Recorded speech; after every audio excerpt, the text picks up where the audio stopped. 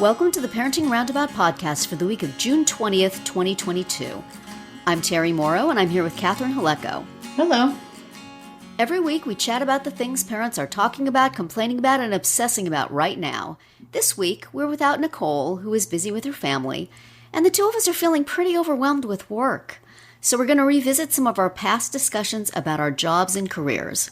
Way back in 2018, we did a career check-in because Nicole was embarking on a new career, speaking and consulting. I was kind of pondering a switch from freelance to staff work, and Terri was just working all the time.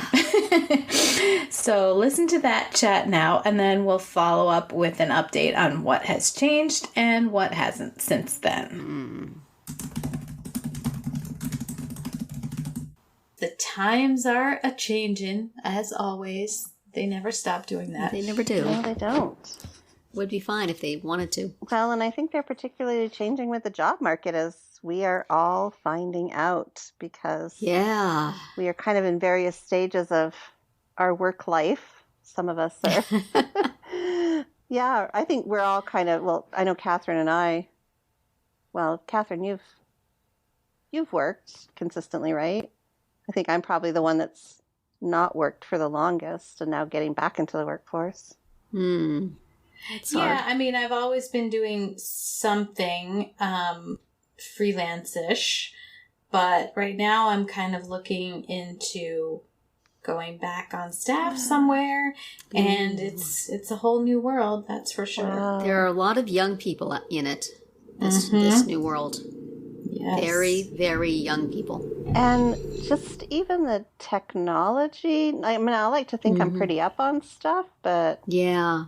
when I see what else is out there, it's kind of a bit freaky. I don't know. So I guess it's kind of what we're talking about today, isn't it? What is it like out there in the job market, and what are our work lives? Is it too late for us? What's going on in the market for us personally? What's happening with work? Catherine, do you want to maybe? Yeah, you're the one who has the Got the potential, greatest potential change at the moment. Yeah. So, since a lot of my freelance work has been dwindling, which it has been for a while, and particularly the compensation has been dwindling, which is really hard. I've just been kind of, as they say, low-key looking for something, which means I have various alerts set up for jobs and keywords and things. And, it's very interesting, the stuff that I get. Some of it is fairly relevant, but nothing relevant that I've applied to have I gotten any much of any response to. And then there are things like just the list of responsibilities is a mile long, and and it's a mile wide too. I mean, it's just covering so much stuff, and I'm like, gosh, I'm not qualified for this, even though I have so much experience. I don't have experience in these 100 different skills. Right. Yes. So that's something I'm noticing for sure. Mm-hmm. Are they skills that you just already have that you never really paid it? Like, I don't know. Are they just really making something up to make it up? Well, it could be that. Some of it is, I have alerts set up for editing, and so I get video editing quite a bit. So I'm trying to weed those out, but a lot of times when it's some kind of communications position, they want you to be able to write and edit text, create videos, edit videos. They want you to be able to create web pages, build web pages, like tons of different things. And I mean, do new graduates know how to do all this stuff, and I'm just like too old and too specialized in what I'm doing. I don't know. I find that weird. Yeah. Wow. Yeah, I do too. It's and the ones that a lot of the times you find these ads that they're written real snappily, like super clever, right? Just say what the job is, you know? Right. Don't be cute. But I do wonder who these jobs are aimed at, because I'm pretty sure they're not aimed at people my age. They're aimed at kids just coming out of college. But there's like these...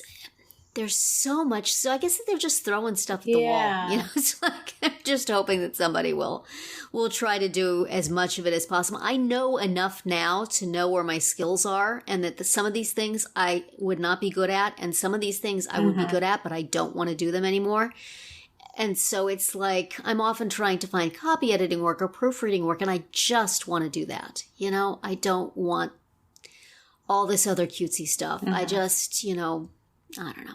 It seems like the people who are putting out the ads don't really know what they want. Right. Or what these jobs entail.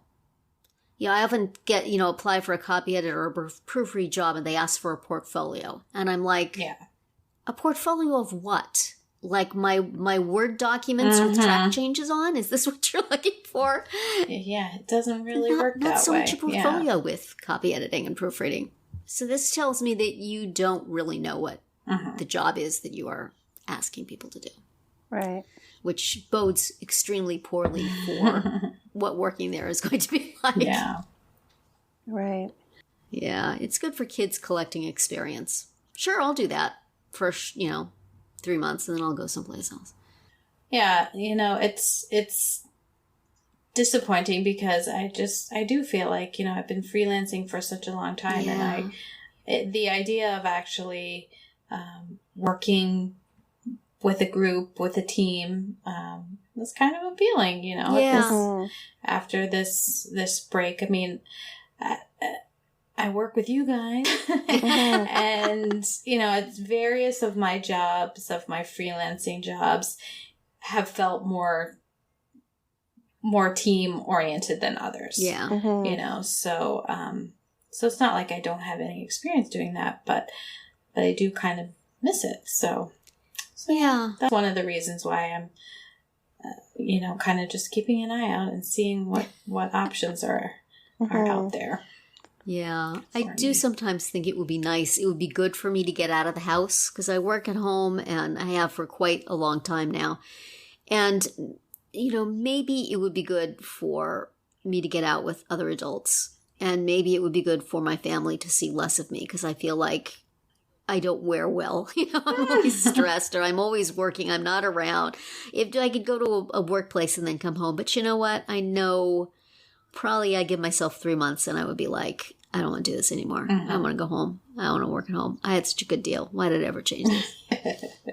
Even when I was a young person, I only like year and a half was my standard time. And then I went someplace else. So now I don't think I'd have the patience for it. And I also would feel 100 years old based on the workplaces I've seen recently. Right. They don't want me there. I would remind them of their grandma. But that's because they wouldn't appreciate your knowledge and your experience. They would not.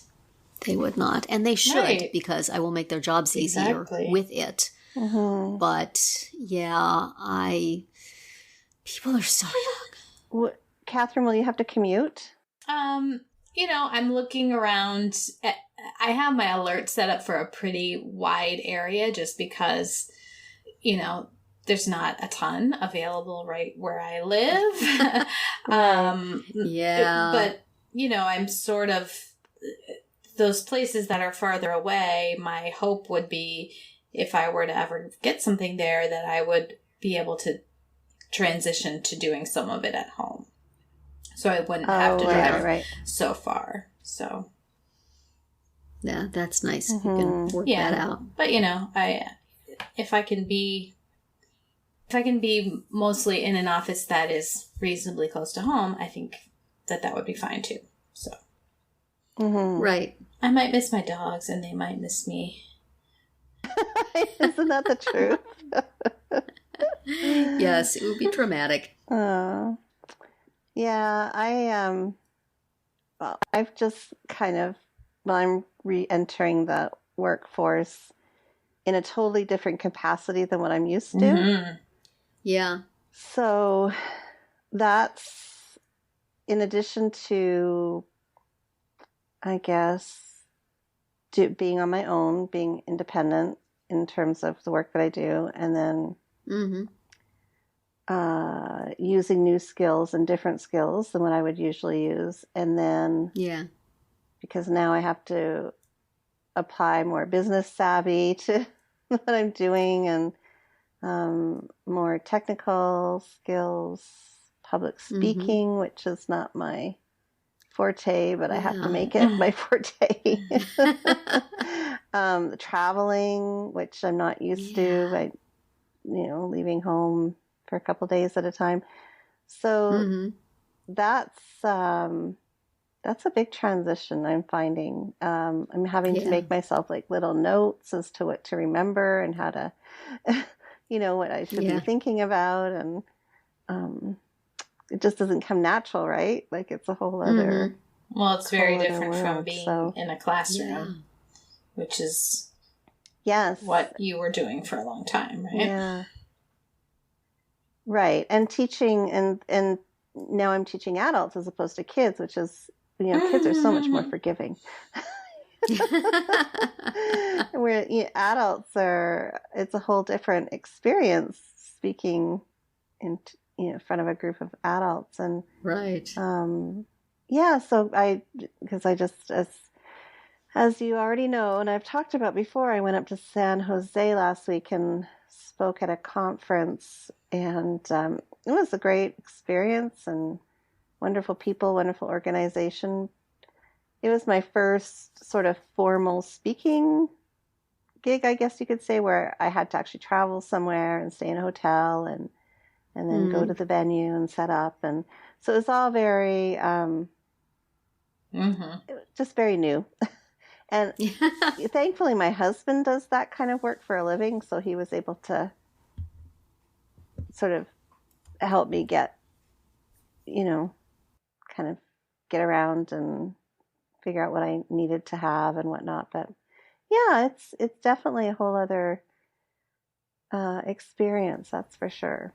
And I mean, it's good. I like it in that I can go and do it and then come back home. I can leave for a day or two and then come back home. But you have to do the preparation in terms of, preparing what you're going to say, but also getting yourself that gig in the first place. Exactly. Yeah. And that's where the business savviness comes in too, because one of the most challenging things is when people are interested in wanting you to speak, they'll ask you, how much do you charge? And what's, travel and accommodation. And it's very intimidating at first because you're like, I don't know. I'm just glad you want me to come. Exactly. Yes. Right. And then, and then you feel like, oh my gosh, I shouldn't be charging that much. Or, oh my goodness, maybe I should be charging more. Or, it's definitely something that you have to, it takes a while to figure out. Right. That's for sure. And then the whole business card thing, and it's a whole other world. Is this something you want to be doing more of, though, the speaking? And is this sort of where you want your career to go at this point? Well, I know that I don't want to go back into the classroom. That's a given. I like the idea of working with adults and talking to teachers. That's something I've always wanted to do, is to sort of be a mentor or at least share ideas with.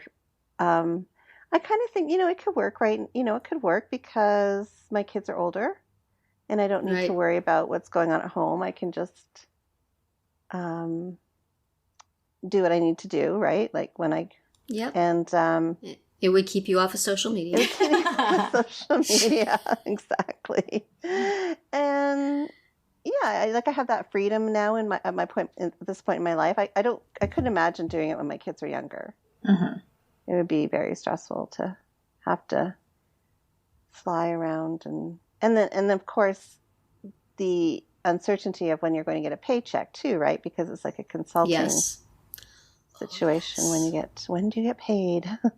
So I think it's a nice. Do you get paid? Yeah, exactly. I think if I could do it once in a while, that would be great. Once every couple months, which is it's shaping up like that right now. Anyway, it looks like I've got 4 coming up in the new year. So that's great. Wow. Yeah. So I think there, it's definitely more lucrative than selling books. Well, yes, that's. I always felt like with the books that was where the money was to speak at conferences, and then a few times I went to conferences and I sold my books there for I would get them half price from the publisher, and then I would sell them for like 3/4 price, and I would make some money that way. But it's just not my personality. Right. I just can't. I'm not. I gave speeches a few times and they went well, generally, but I just didn't feel comfortable doing it. So you have to have that personality and enjoy talking to people. Mm-hmm. This is why I work at home in my bedroom. I think it's probably the teacher in me that wants to be out there. That's what's the driving force. It's not so much wanting the attention or wanting to I don't know, be the next Tony Robbins, but it's just more that I enjoy the aspect of being able to share ideas and things professionally. And you feel passionate about the subject. That is correct. Yes, which I think makes a big difference. Thing. Exactly. Yes. Yeah. That is true. Yeah, that is so true. I couldn't do it if I was talking about, I don't know, vegetables. Well, definitely not that. Not vegetables. So, yeah, it's definitely the subject matter that I'm really keen about too. So yeah, well, that's so cool. Yeah. That's nice to be able to make your own thing. Find something you're passionate about and find a way to do it. Yeah, this is kind of evolving. Yeah, Catherine, I feel like you and I had that for a while with About. That was very cool, to be able to write and make money researching and writing about something that I was passionate about. Right. There's a lot I don't miss about it, but I do miss that. That was a really, important thing for me. Mm-hmm. And there's not that many jobs out there like that, I don't think. Right. So maybe why that one didn't last. Yeah. It lasted longer than probably we had any right to expect it to. But, yes. That's, I go back and forth between wishing I could get back into writing about that, about special needs again and feeling like maybe it's time to pass that torch to somebody else. And fought my battles, going to retire now. Maybe I don't want to be pitching myself as an expert because then people are going to look at how things are going in my house and say, wait a minute. No, they're going well. They're going fine. They're going great. Everything's good. But I don't necessarily feel like I know everything or sometimes anything. But, I think that always amazes me when people are able to market themselves as an expert in something. Yes. And I look at them, I'm like, oh, well, I know everything they know. Yeah. But I've never thought of myself that way, Right. I've never. Yeah. So, yeah. We were called experts at About, but that was not our choice. Right. I do think about it, and I do get the job alerts for various things. And occasionally put things in and never hear back, and then occasionally get interviews and then never hear back. And so, well, they just even to get the interview, it just seems like such an ordeal. Before I've always been looking out for jobs and wondering what am I, because for the longest time when I moved here to the U.S., I couldn't work legally, right, under our my husband's work status. But so I was always kind of on the lookout. What am I going to do when I can work? And should I, I'm not proficient at writing, but maybe I should try and apply for some of these writing gigs. But just the expectations of what they, when you go to apply and what they want and samples, and it's overwhelming. Yeah, I'm lazy. If they want samples, I generally say, well, that's not for me. I don't want to have to pull that stuff together. I got to get a website that has samples on it so that I can just give them a link. Yeah. But, yeah, that's a good idea. Yeah. I tried to get a gig editing podcasts, and I got a couple of interviews, but it didn't work out. So. See, yeah, I mean, I think it is... I got from one place, I got a couple what's great is that you added that skill to your repertoire, though. Yeah, how good it is, I'm not sure, but then at the same time, I thought things were going really well. I thought I had good, and then you just never hear anything. Yeah. And it's like, I know with my kids, to get them to apply for jobs and be interested in applying for jobs, I have to talk something up. Hey, how about this? You could do this. Wouldn't this be great? This would be so much fun. I could see you doing this, and get them excited about it so that they'll apply, and then they hear nothing. And so I feel so bad, but then I do the same thing for myself. You see something and it looks cool, and sort of in spite of yourself, you think, yeah, I could do that. I can see myself doing that. That's cool. I'm going to put this resume in. And then you're waiting, you're checking your email. It's just nothing. It's just, that's the way the world is these days, I guess. But, it's hard not to, invest a little bit in things. Sure. And get your hopes up. And I hate that. Right. I like to keep my hopes down. So I'm getting excited about their job potential, and then never, it affects me too when they don't get things, and then I have my own things. Yes, we've talked before about how you're the career resource person for your entire household. Yeah, for my kids and my husband and me. Yeah, so it's you try not to get invested, but I feel like it used to be different. I think the internet has made things easier in that, we can easily tap into this huge number of jobs available, and we can easily apply for them. But so can everyone else. So can everybody else. And so there's really so little chance for anything, and you don't really know. But, every now and then there'll be something that I'll do something creative for the cover letter. I'll put a little effort into it. Right. And then just nothing. And it's so disappointing. Yeah. So then I just, the next 5, I just put it in the minimal. Yeah, consider me. Here's my resume. Yeah. Just throwing it over the transom. It's so disappointing. Yeah. Yeah, I applied for this thing at this, some magazine or something to do with dogs, and I made the cover letter for my dog and put a picture of the dog and got this font online that looks like dog bones or something. And it seemed to be, they had been a really enthusiastic job description, creativity and all this, and we love dogs. And I thought, well, this will be really good, and then nothing. And then there was, a couple of other ones that I was creative about. And then you feel like such an idiot. Why did I even bother? I took so much time for that away from things that are paying me. Right. I used to, for the longest part of my life, I had no problems getting jobs. One followed after the other. Doing something in the first job got me the next one, and got me the next one. And then just now, that is no longer the case. Yeah. And that makes me sad. That was always part of my identity, is, employable. And that fell off the list about 20 years ago, I think.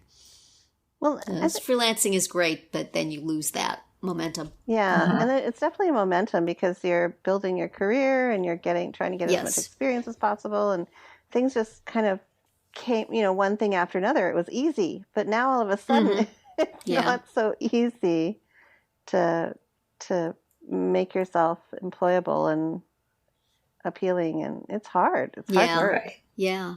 And change is scary. And change is scary. And things are different. Workplaces are different than they were when I was going to an office. I think I've talked here before about going to the office of this place I do some freelance work for, and it's just, number one, everybody there is under 30. And then there's no more cubicles. We went from offices with walls to cubicles, and that was okay. But now it's just these long tables with workstations on them. And I don't want to work in that. I don't want that. That would drive me crazy. How am I supposed to copy it there? So, and I just felt profoundly out of place. And, that's what publishing is. Publishing is, I don't know if this was your experience too, Catherine. Publishing is young people. There's adults in the editor, the higher up jobs, but it's a bunch of kids working for nothing just to get their lines on their resume. That's what I was. I'm sure I know you were when you were living in New York in the Wayward Girls home. And, and so now I will note that was very temporary stay. But it's like now you go back to those things and you say, yeah, I recognize all these extremely young people. I was one of them once. Where do I fit in now? I'm not going to be the executive editor. But I can't just be somebody, in front of a workstation with 20-somethings. Right. It's weird. Yeah. Right. Yeah. Teaching is probably the same way to some degree, to get started again. Oh, my goodness. I couldn't even imagine this. I look on Instagram and just how savvy teachers are these days. Even, just in terms of technology and what they're using and all the cutesy things that they're putting out there. And it just overwhelms me. I wouldn't know where to start. Yes. I don't, So be a consultant. Yes. You'll come in. Drop in. Tell them what to do. Parachute in. Tell them what to do and leave. Sell them a book and leave. So, because I can't even just can imagine the energy it would take. It's exhausting thinking about it. I'm glad I did it when I was younger, but I just don't know. Yes. I could not do it now. Well, stay tuned, I guess, as to what happens. So, I did kind of make this change that we were discussing here. Did you get some staff work? Well, yes, so still freelance staff. It's right. Instead of, I think at the time I had interviewed for an actual job in an office with other humans, and that didn't happen. But I do now, as a freelance, I am a sort of long-time freelancer that feels very staff-ish, with what I'm doing, even though it's not a staff job in terms of like I go to an office or I'm in meetings with people, but it's very steady. It's, a set number of hours per week. And it's a rotating cast of projects and people that I'm working with. So, and I think a lot of the stuff that I talked about, it's working out for the reasons that I brought up then. Do you know what I mean? I just was kind of done with, I was feeling burned out at the time of freelance writing, which is what I was doing a lot of. And I'm not doing that anymore. The kind of freelance work that I'm doing is not that. Now you're just slapping around other people's words. Yeah. Love it. Kind of fulfilling. It is. And Nicole is, she's not with us right now, but she definitely had, the pandemic changed things for her too. But she certainly has been speaking and traveling and doing that the way she was getting started at the time. Right. Yeah. She's gone forward with it. And, the funny thing that happened after we had that conversation, of course, is with COVID, a lot of work even staff work went remote. And so the whole thing about having to go work in an office with children, which is something that I was reluctant to do. Right. And in the new workspaces with tables instead of cubicles and all of that stuff, now I see jobs all the time that are remote, and that's exactly what I wanted. I mean, I had lost a job at one point because I didn't want to go into the office, and I thought, well, now, see, I don't have to make that compromise. But I still can't get jobs. So it's not just that they don't want an old lady in their office. they just don't want an old lady at all. So that has been discouraging because I see so many jobs that I would be perfect for, and I would do a great job for them, and they wouldn't have to teach me how to do it like they will the college graduate that they're gonna hire. But maybe they want somebody who will do whatever they say and not say, no, really, you do need a comma there. Right. I know. I've been doing this for longer than you have been alive. Yes. So they probably don't want that. And so, I mean, I am still working all the time, but I used to have a nice little range of freelance work. The place I was working all the time for in 2018 cut down the amount of work I was doing, so I picked up another couple of clients and really enjoy them. So I have a real variety of stuff, but it's a lot, and it's all the time, and I don't mind, because what else am I going to do? So.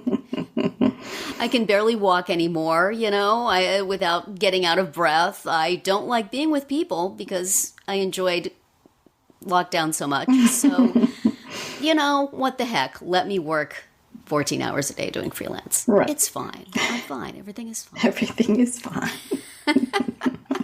So we'll have to revisit another couple of years where I will be in a coma somewhere from overwork, but it'll be fun. And that will be it for our round one. We hope you enjoyed this hybrid, and will again later in the week. Tune in tomorrow for a brand new entertainment-themed round two, and later in the week for more past work and career discussions with updates from right now.